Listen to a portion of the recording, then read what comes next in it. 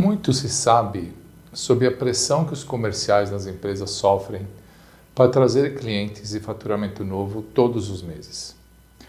Vejamos por que isso acontece e o que fazer a respeito. Primeiro, o mercado não responde conforme a necessidade do seu fluxo de caixa. Algumas empresas vão começar a procurar clientes quando o caixa começa a minguar. Aí é tarde demais, não há recursos, paciência e tempo para fechar o ciclo de vendas e fazer o dinheiro entrar. O mercado responde no seu tempo, os negócios precisam maturar naturalmente. Somente assim você terá um fluxo de oportunidades originadas para converter em vendas. Há um ditado que diz assim: cave um poço antes de ficar com sede. Então, nesse caso, prospecte quando estiver cheio de clientes. Não há um conselho mais forte que eu poderia te dar. Segundo, os seus comerciais querem vender mais do que você imagina. Eu tive vários chefes que me pressionaram por resultado nas vendas. De alguma forma eu os entendo. Acreditavam que talvez sem pressão o vendedor ele acaba se acomodando. Isso é uma falácia de mercado. Mas eu trabalhava pressionado, ansioso e muito apreensivo com o meu futuro naquelas empresas.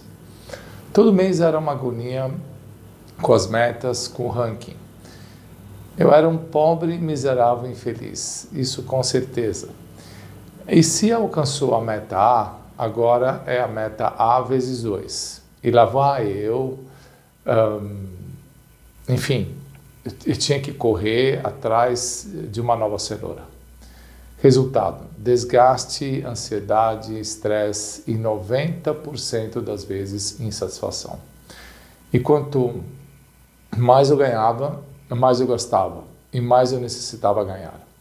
Precisava trocar de carro, pagar prestações de terreno, fazer aquela viagem cara, etc, etc. Era eu no hamster wheel, aquela rodinha que os hamsters correm, aquela rodinha que fica em looping. Nunca alcançava, muito desgaste, mas não podia parar de correr. Eu era a pessoa que mais precisava realizar os números. Os meus chefes somente pioravam a situação, fazendo uma pressão adicional. 3. Fixo e comissão. Se eu pago um fixo, eles acomodam.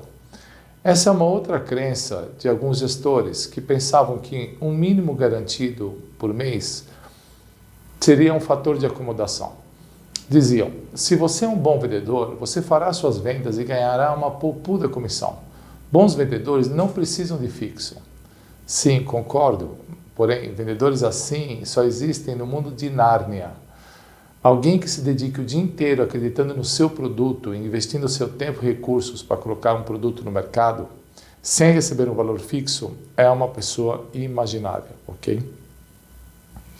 Aí vem o valor, você precisa de um valor para cobrir as despesas, como gasolina, almoços, etc. Sim, naquela época a gente visitava os clientes presencialmente e havia muitos convites para almoçar e fazer negócios.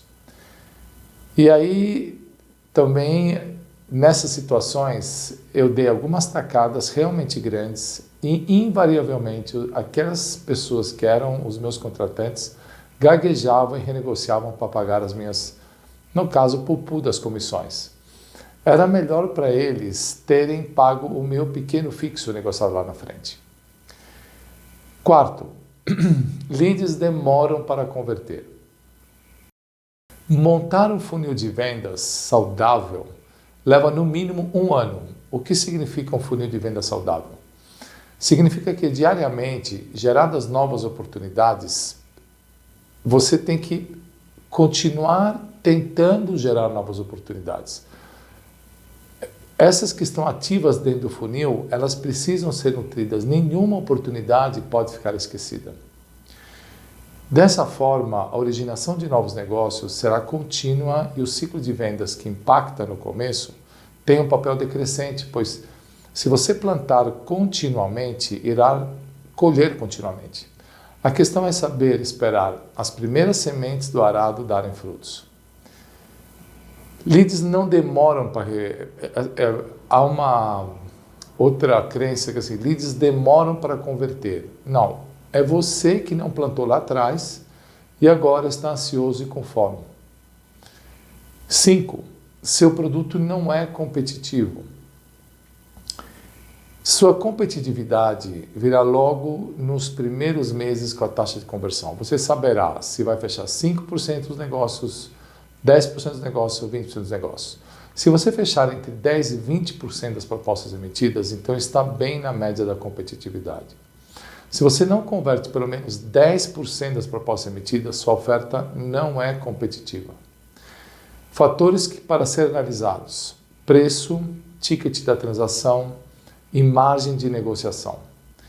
Você oferece opções de oferta? Você tem jogo de cintura para negociar? Qual o grau de segurança que você passa, as garantias, o tipo de SLA?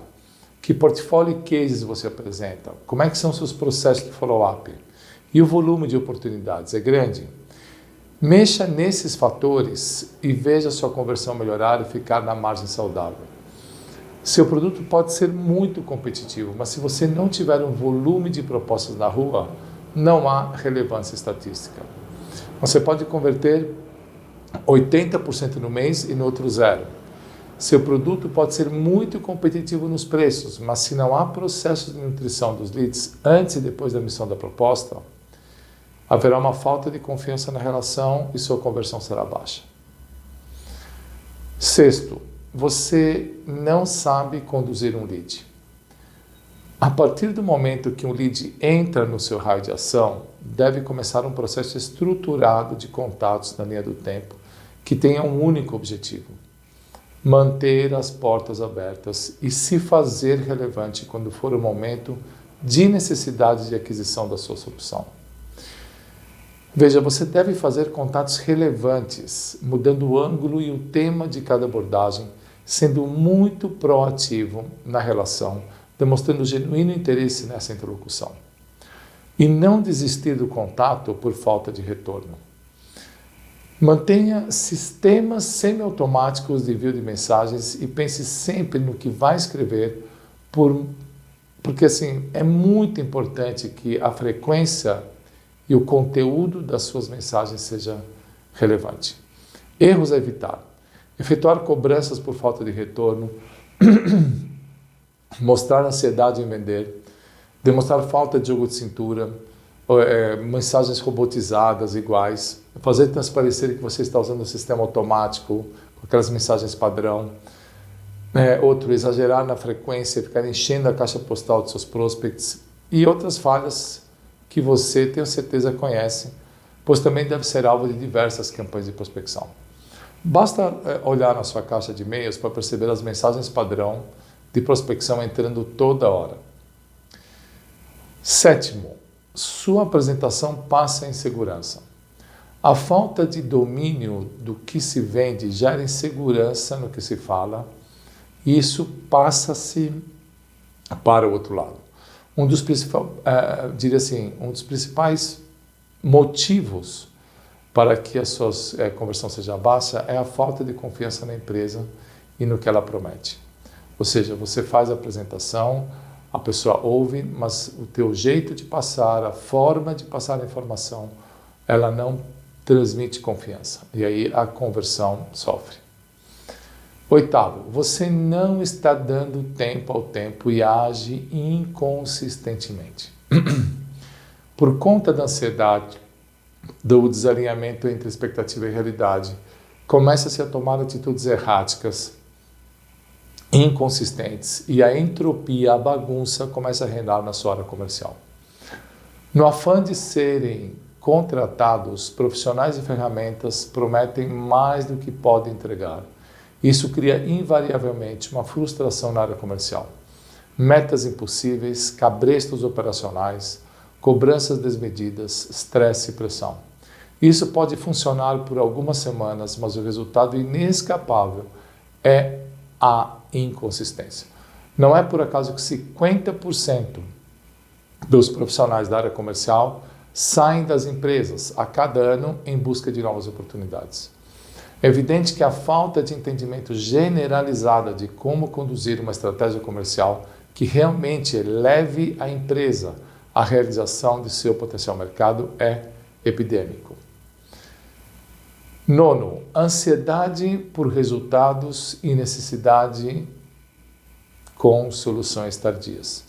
Muita gente começa a prospectar quando é tarde demais e quebra por falta de clientes. Essa é a verdade nua e crua e eu sei que dói.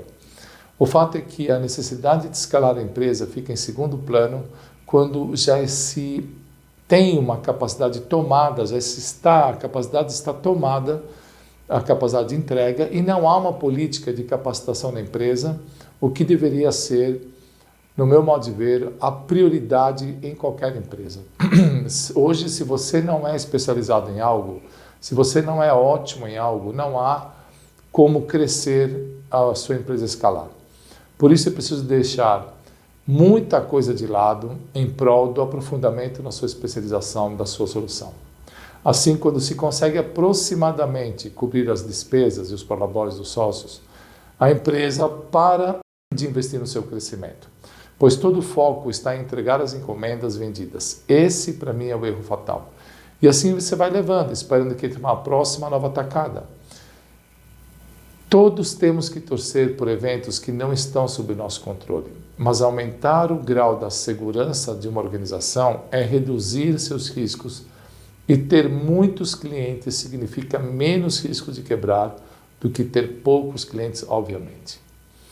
Posto isso, assim que fizer uma mínima folga de caixa, capacite pessoas para poderem escalar a sua empresa e nunca pare de prospectar. Para reduzir a pressão na área comercial, é preciso calibrar as suas metas, estabilizar toda a sua operação. Construa sua caminhada em cima de pilares sólidos e com o tempo terá a ansiedade bastante reduzida e a pressão em 12/8. Podemos ajudar a reduzir a pressão na sua área comercial, gerando oportunidades qualificadas para você converter. Saiba mais em nosso site papsolutions.com.br. Um abraço.